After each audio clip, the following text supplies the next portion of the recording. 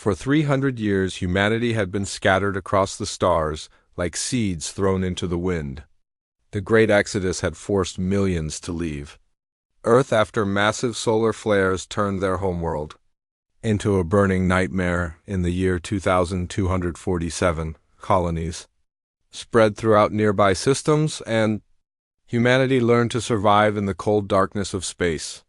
They built homes on frozen moons and toxic planets. They adapted to worlds that tried to kill them every single day. But through all those centuries away from home, they never forgot the blue marble that had given birth to their species. Commander Jake Morrison stood on the bridge of the UHNS Valiant and watched Earth grow larger on the viewscreen. His heart pounded in his chest as he saw oceans and continents for the first time with his own eyes. Everything he knew about Earth came from old videos and stories passed down through generations. His great-great-grandmother had been born there before the Exodus. She used to tell him about rain falling from real clouds and wind that smelled like flowers. Now he was finally seeing it himself. Lieutenant Karen Hughes sat at the communications station and her fingers moved quickly across the controls. She looked up at Jake with bright eyes full of excitement. "The terraforming teams have been successful, sir. The atmospheric processors restored the ozone layer completely. Radiation levels are safe for human habitation. We can actually go home." Jake felt emotion tighten his throat, but he kept his voice steady. "How many ships are in our return fleet?" Lieutenant Chris Palmer checked his tactical display and reported 2,347 vessels, sir. Everything from massive colony transports carrying millions of civilians to our heavy battle cruisers. This is the entire combined fleet of the Human Colonial Alliance. Every human colony sent ships for this moment. The fleet moved into orbit around Earth like a swarm of metal fireflies returning to their nest. Jake could see the lights of rebuilt cities on the night side of the planet. The terraforming project had taken 50 years and cost more resources than any single endeavor in human history. But it had worked. Earth was alive again. Suddenly, Chris Palmer stiffened at his station and his face went pale. "Sir, we have unknown contacts." "Multiple unknown contacts. They are positioned in a blockade formation around the planet." Jake felt ice water replace the blood in his veins. "Red alert. All hands to battle stations." "Get me a visual now." The main screen flickered and changed to show what their sensors had detected. Thousands of alien ships surrounded Earth like predators circling wounded prey.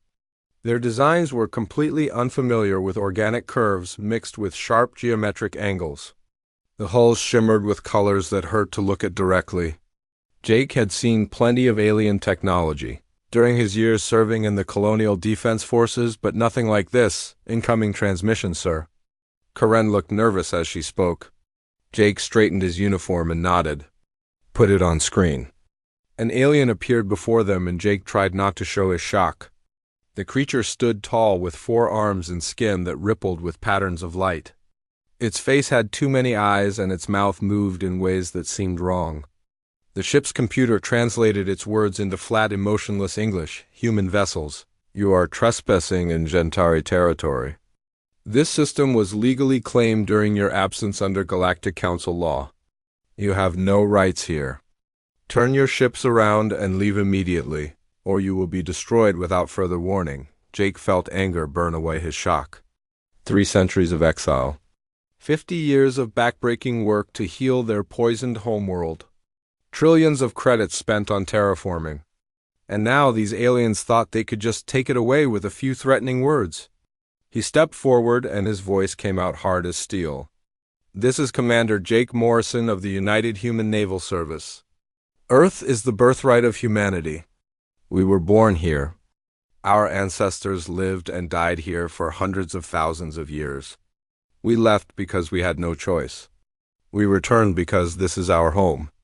We are not leaving." The alien's light patterns shifted to an angry red color that pulsed across its skin. "Then you will die here, human. Your primitive species does not understand the power of the Galactic Council. We have ruled this region of space for 10,000 years. Your little ships are nothing against our might. This is your last chance to retreat. Jake looked at Chris Palmer and saw his own fury reflected in the younger man's eyes. He looked at Karen Hughes and saw her jaw set with determination. He looked out at his crew and saw 300 years of human stubbornness looking back at him. Humanity had survived ice ages and plagues. They had survived world wars and the death of their own planet. They had crossed the stars and built new homes on worlds that killed colonists by the thousands. They had endured and adapted and refused to give up no matter what the universe threw at them. The transmission cut off and the alien fleet began moving forward with weapons charging with an eerie purple glow. Chris Palmer looked at Jake and waited for orders. Every eye on the bridge turned to their commander. Jake took a deep breath and let it out slowly. He thought about his great-great-grandmother who had died never seeing Earth's skies again. He thought about all the children born in space who deserved to walk on grass and swim in oceans. He thought about humanity's right to exist, all ships combat formation Delta, shields to maximum power, charge all weapons and prepare to engage the enemy. He paused and then added in a voice that rang through the bridge like a bell. Today we fight for our home. Today we show the galaxy that humanity bows to no one. All ships open fire. The battle for Earth began with 1,000 human ships surging forward to meet the alien blockade. Railguns spun up to firing speed. Missile tubes opened like the mouths of hungry beasts.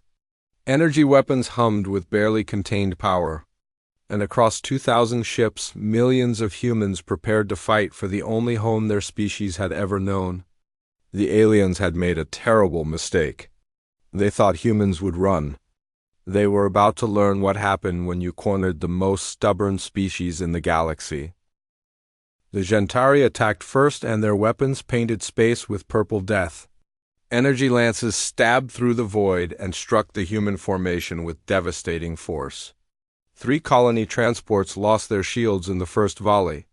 Their hulls split open like rotten fruit and atmosphere vented into space along with thousands of screaming colonists. The explosions lit up the darkness like brief, violent stars. Return fire, Jake commanded, and his voice cut through the chaos on the bridge. All batteries target their capital ships. Kill the big ones first. The Valiant shuddered as every weapon fired at once. Railgun slugs accelerated to incredible speeds and crossed the distance between fleets in seconds. Each projectile carried more kinetic energy than a nuclear bomb. When they hit Gentari shields, the impacts created flashes of light that could be seen from Earth's surface. Captain Linda Foster commanded the UHNS Defiant as she watched her weapons tear into an alien battleship.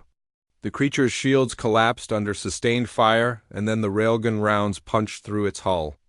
Secondary explosions rippled along its length as internal systems failed. Keep firing, she shouted to her crew. Do not give them time to recover. Pour everything we have into them. The Gentari had numbers on their side, and their weapons were powerful, but they had made a critical error. They assumed humans would still be using technology from 300 years ago. They thought this would be an easy fight against a primitive species. They were learning just how wrong they could be. Humanity had not been idle during the long exile. Every colony faced unique dangers and challenges. Ice worlds that froze colonists solid, toxic atmospheres that dissolved protective gear, radiation storms that cooked people inside their habitats, hostile alien wildlife that saw humans as food. Each problem forced human engineers and scientists to innovate or watch their people die. 3 centuries of desperate survival had pushed human technology forward at an incredible pace. Sir, the Gentari are breaking formation, Chris Palmer reported, and he sounded surprised. Their ships are scattered. They are not used to this level of resistance. They expected us to run? Jake allowed himself a cold smile. Good. Press the advantage. Order all strike craft to launch immediately. Show them what human pilots can do. From the bellies of carrier ships, thousands of small fighters and bombers erupted into space. They moved like schools of fish darting through the void with impossible agility. Lieutenant Sam Porter gripped his controls and felt his neural interface connect his mind directly to his fighter. The ship became an extension of his body. When he thought about turning, the fighter turned. When he wanted to fire, the weapons fired. Phoenix Squadron on me, he called over the communication channel. Target those cruisers on the left flank. Break them apart. Copy that. Phoenix leader, his wingman Lieutenant Nicole Grant, replied. Her fighter banked hard and dodged incoming fire with movements no human hand could have made fast enough. The neural interfaces let pilots react at the speed of thought. Alien gunners tried to track the human fighters, but they moved too fast and too unpredictably. Nicole triggered her weapons and missiles streaked toward a Gentari cruiser. They impacted along its flank and tore through armor that should have stopped them. Meanwhile, on the Valiant, Karen Hughes was picking up something strange. Commander, I am detecting a retreat signal from the alien fleet. Already, Jake asked in disbelief. We have only been fighting for 15 minutes. This cannot be right. Chris Palmer checked his tactical display twice before speaking. They have lost 30% of their capital ships, sir. Their casualty rates are 5 times higher than ours. They came expecting an easy victory. Instead, they are being torn apart, the Gentari. Fleet began pulling back and their purple engines flared bright as they accelerated away from Earth. Jake wanted to chase them and finish the job, but he forced himself to think strategically. Do not pursue. Form a defensive perimeter around the planet. I want round-the-clock patrols and full sensor sweeps of the entire system. They will be back with reinforcements. The human fleet regrouped and damage control teams worked frantically to repair ships and save lives. The victory had cost them dearly, with thousands dead and dozens of ships damaged or destroyed. But they had won the first battle for Earth. The crew of the Valiant celebrated quietly while Jake stared at Earth on the view screen. He knew this was not over. The Gentari would not accept defeat so easily. 3 days later, his fears proved correct. Sir, multiple wormhole signatures detected at the edge of the system, Karen announced, and her voice was tight with tension. Her fingers flew across her console as she processed the sensor data, counting over 5,000 vessels. It is not just Gentari. I am reading at least 6 different alien ship configurations. Oh God, there are so many of them. Jake stood from his command chair and his hands gripped the armrests until his knuckles turned white. So they called for backup. They brought friends. He took a deep breath and forced his voice to remain calm. Broadcast on all frequencies, all channels. Make sure every human ship hears this message. Earth stands with humanity. This is our home. We will not yield to threats or intimidation. We will not surrender. We will not run. If they want our planet, they will have to kill every single one of us first. The second wave approached Earth like a tsunami of metal and death. 6 different alien species working together under the banner of something called the Galactic Council. They had claimed Earth while humanity was gone, and they intended to keep it. They brought overwhelming numbers and advanced technology. They brought weapons designed to destroy entire fleets. They brought the confidence of a galactic power that had never been seriously challenged. But they did not bring an understanding of human nature. They did not know that humans were most dangerous when their backs were against the wall. They did not realize that humanity had spent 3 centuries learning to survive against impossible odds. They did not comprehend that fighting for home was different from fighting for conquest. Admiral Victor Hayes commanded the defense from the orbital station above Earth. The old warrior had fought in the colony wars and defeated pirate fleets and hostile alien encounters. He studied the approaching armada with cold calculation. Let them come, he said quietly. Let them break themselves against human steel and human will. Today they learn why you should never threaten a human's home. The alien fleet entered weapons range, and space itself seemed to hold its breath before the storm. Admiral Victor Hayes stood in the command center of the orbital defense station and watched the alien armada approach. He was 60 years old with gray hair and scars from a dozen battles. He had never lost a major engagement in his entire career. Today would not be the first time. Status report, he commanded, and his voice cut through the tense atmosphere. Commander Lisa Morgan stood at the tactical station and her face was pale as she read the data. The combined alien fleet consists of 6 species, sir. The Gentari, who we already fought. The Krill, who are known for heavy armor and brutal tactics. The Vorath with their quantum disruptors. The Shentor with advanced energy shields. And the Makari, who use biological weapons. And the Tulvan, who have stealth technology. Combined tonnage exceeds our fleet by a factor of 3 to 1.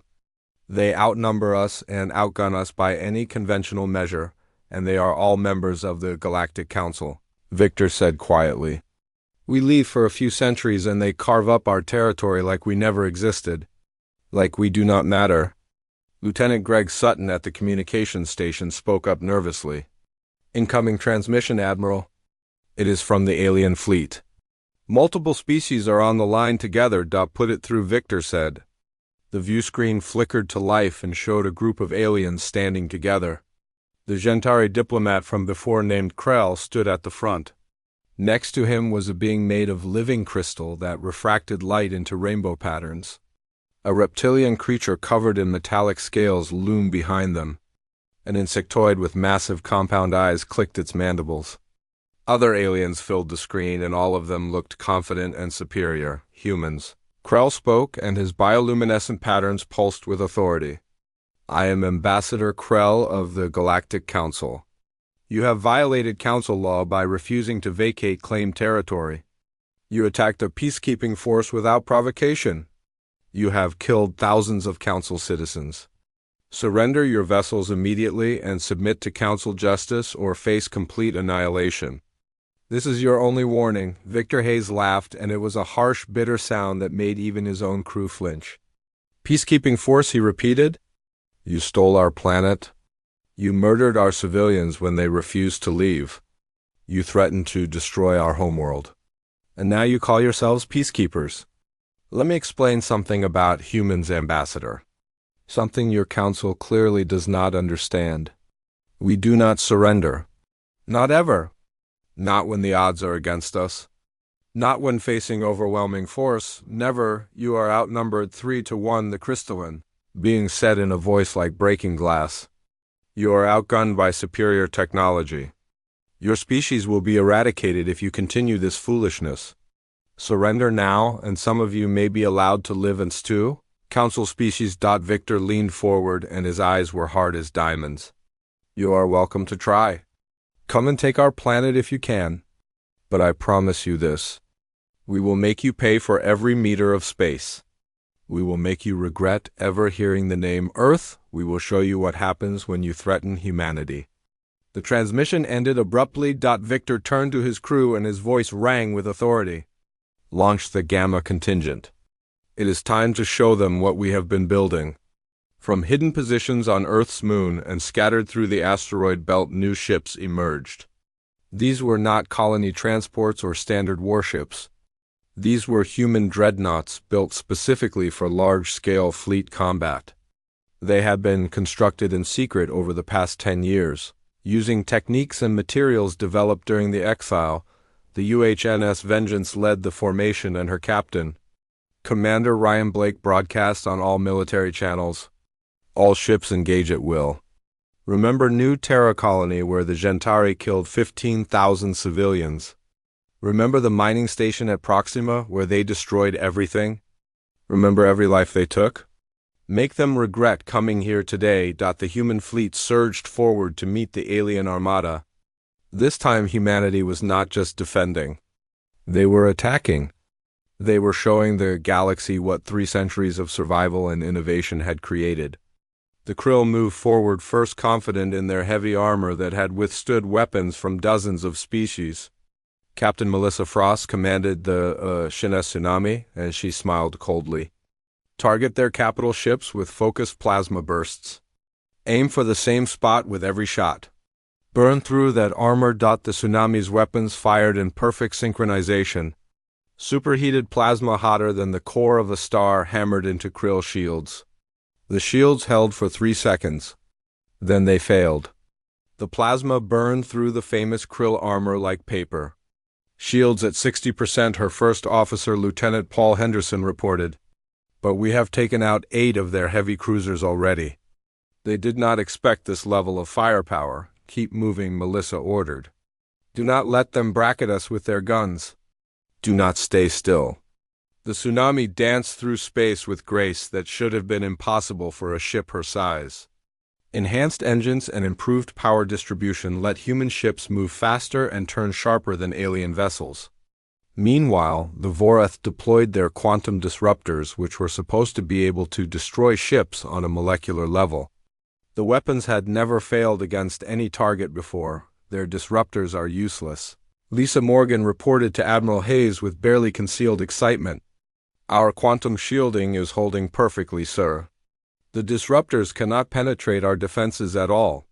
3 centuries ago, we would have been helpless against them. But we developed countermeasures after encountering automated defense systems on abandoned alien worlds. We learned from everything we found? What about the Tulvan stealth ships? Victor asked.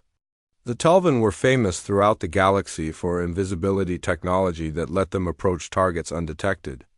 Stealth Lisa actually smiled. Sir, our gravitic sensors can track a pebble moving faster than orbital velocity. Their invisible ships are lighting up our sensors like spotlights. We can see every single one of them. They have nowhere to hide? Across the battlefield, human ships tore into the Galactic Council fleet with ruthless efficiency. Every lesson learned during 3 centuries of survival was being applied. Every innovation developed to overcome hostile environments was being weaponized.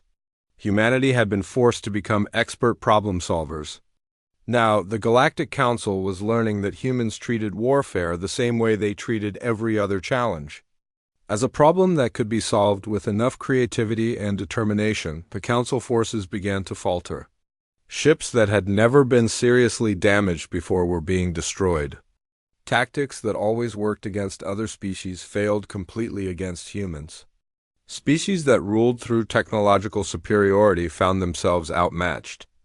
Admiral, the Council fleet is requesting a ceasefire, Greg announced. Denied, Victor said coldly.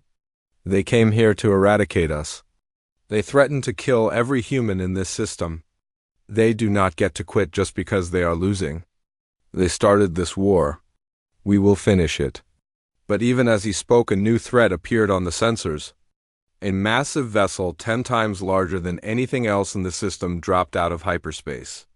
Its hull was covered in strange markings from a dozen civilizations. So that is a Council enforcer. Lisa breathed and her face went white. The legends are true. They are planet killers designed to destroy rebellious worlds. If it fires its main weapon, it could crack Earth's crust and kill everyone on the surface within hours. The enforcer hung in space like death itself had taken physical form. Its presence seemed to dim the stars around it, and every sensor on every human ship screamed warnings about the massive energy buildup inside its core. The ancient vessel was larger than most human cities, and its hull bore the scars of countless battles across thousands of years. It was the ultimate expression of Galactic Council power. That thing is charging a weapon, Chris Palmer reported from the Valiant, and his voice shook with fear. If it fires, the beam could crack Earth's crust. The tectonic plates would shift. Volcanoes would erupt across the entire planet. The atmosphere would fill with ash and poison. Everyone on the surface would die within days. Everything we fought for would be gone. Jake Morrison felt ice fill his veins, but he forced himself to think clearly. All ships concentrate fire on that vessel. Everything we have. Every weapon. Every missile. Hit it now before it can fire. Across the human fleet, captains gave similar orders. Thousands of weapons spoke as one. Railguns fired until their barrels glowed red-hot. Missiles streaked through space in swarms. Energy weapons pumped out enough power to light up entire cities. The combined firepower of humanity's return fleet hammered into the enforcer's shields and did not even scratch. Them shields are holding at 98%, Lisa Morgan reported from the command station, and despair crept into her voice. Our weapons are completely ineffective. Whatever technology they used to build that thing, it is beyond anything we have encountered. We cannot penetrate those shields. We cannot stop it. Victor Hayes refused to accept failure. There's always a weakness. Every system has a flaw. Find it now, or we all die, on Earth's surface in the restored facilities of what used to be. Cape Canaveral, a physicist named Nathan Perry, worked frantically. He had been analyzing the Enforcer's energy signature since the moment it appeared. His fingers flew across holographic displays as he ran calculations that would have taken older computers hours to complete. "I have got it," he broadcast to the fleet, and his voice cracked with excitement and terror. The shield harmonics, they rotate through different frequencies to disperse incoming energy. But there is a gap? 0.03 seconds every 7.2 seconds. You need to synchronize all weapons fired to hit simultaneously. During that window, "That is impossible," someone said over the command channel. "The computational power alone to coordinate thousands of ships. The timing would need to be perfect down to the microsecond. One ship firing early or late would ruin the whole thing. We do not have that kind of precision. We are humans," Victor interrupted, and his voice cut through the despair like a knife. "Impossible is what we do best. It is what we have been doing for 300 years. All ships sync your firing computers to the command station. We will calculate the firing solution and transmit it to every vessel simultaneously. You will fire exactly when we tell you to fire.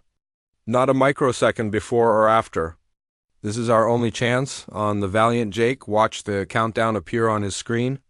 "All weapons charged and ready. Waiting for your mark, Admiral." Across the fleet, every captain and crew member held their breath.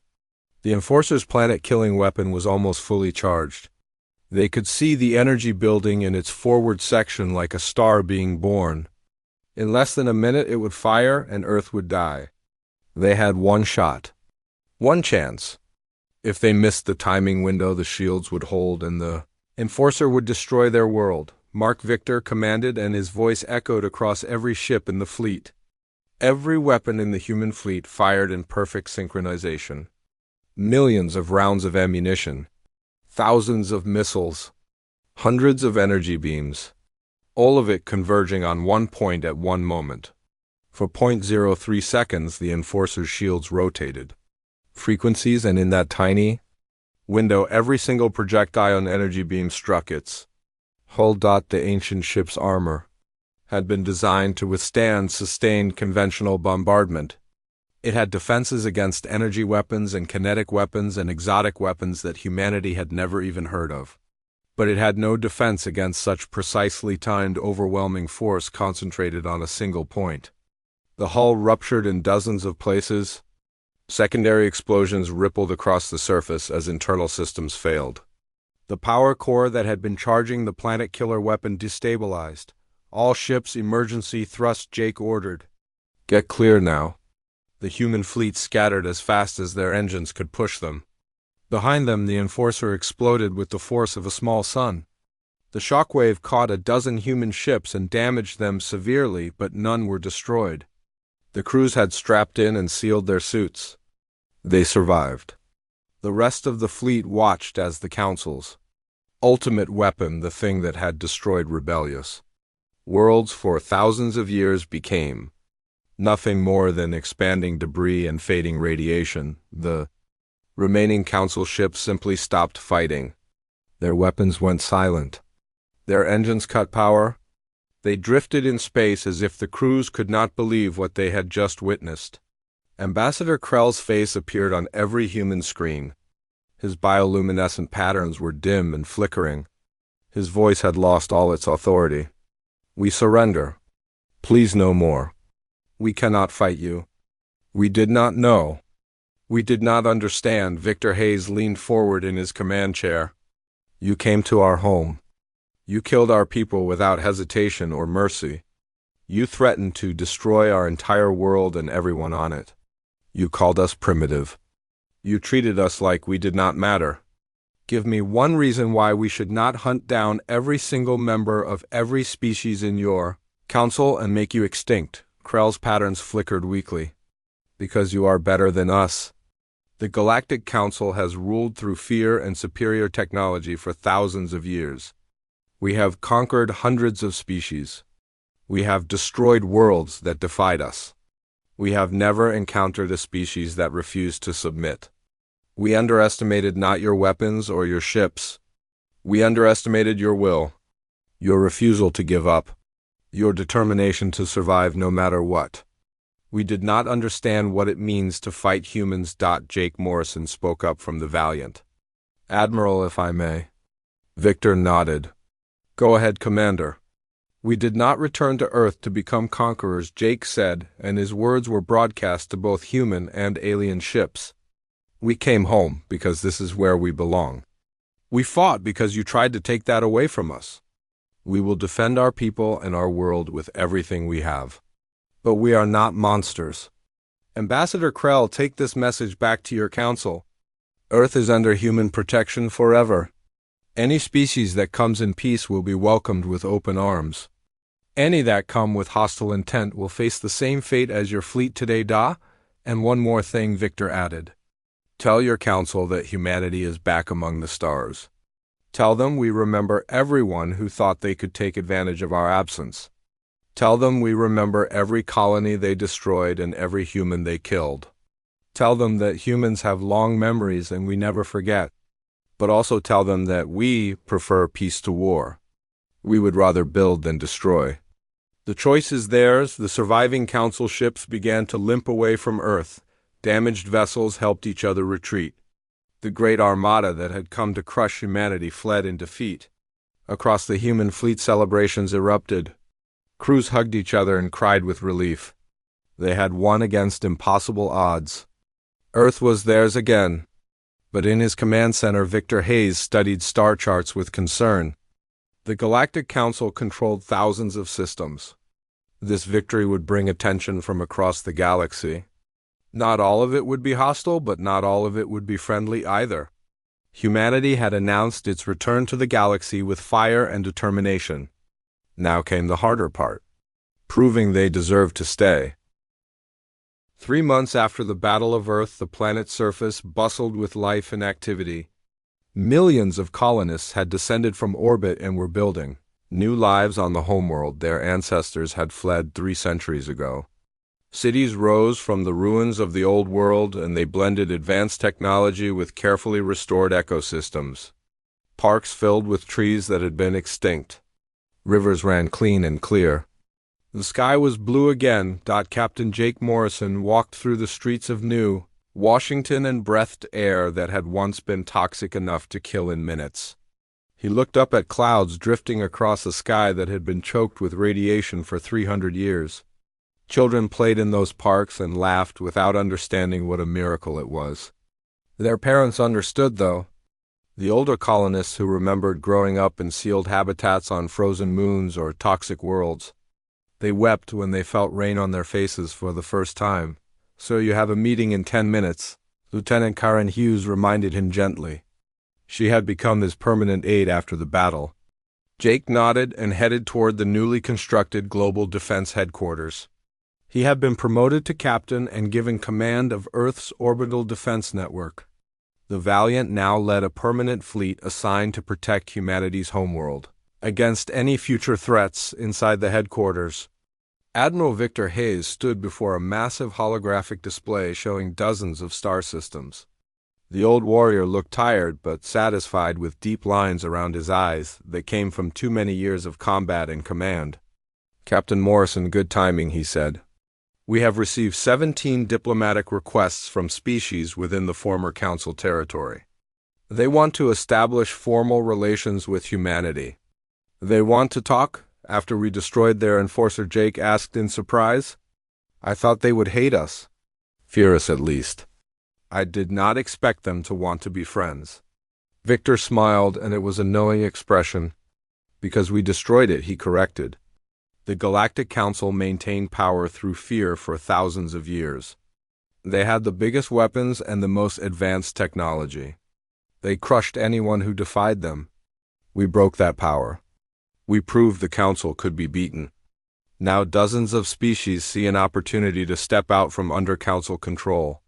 They see us as liberators, not conquerors. Commander Lisa Morgan added her voice to the conversation.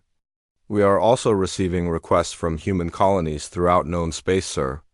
They want to contribute ships and resources to Earth's defense fleet. The victory inspired them. They want to be part of something bigger. They want to help ensure that what happened here never happens to any human colony again. Jake studied the holographic star map carefully. So what is our position, he asked. Do we stay here and rebuild our strength on Earth, or do we expand outward? Do we help these other species or focus on protecting ourselves? What does humanity do now that we have won? Victor smiled wider. We do what humans have always done, Captain. We adapt. We are establishing a new alliance called the Terran Coalition. Any species that values freedom and cooperation can join. We will share technology and knowledge. We will provide mutual defense against aggression. We will build something better than the Council. And yes, we will make it absolutely clear that Earth and all her colonies are off limits to any form of aggression. We defend our own, and if the Council tries again, Jake asked quietly, what if they come back with an even bigger fleet? What if they decide we are too dangerous to let live? Victor's smile faded and his voice became hard as steel. They will not try again? We did not just beat them, Captain. We humiliated them. Their enforcer was supposed to be invincible. It had destroyed hundreds of worlds over thousands of years.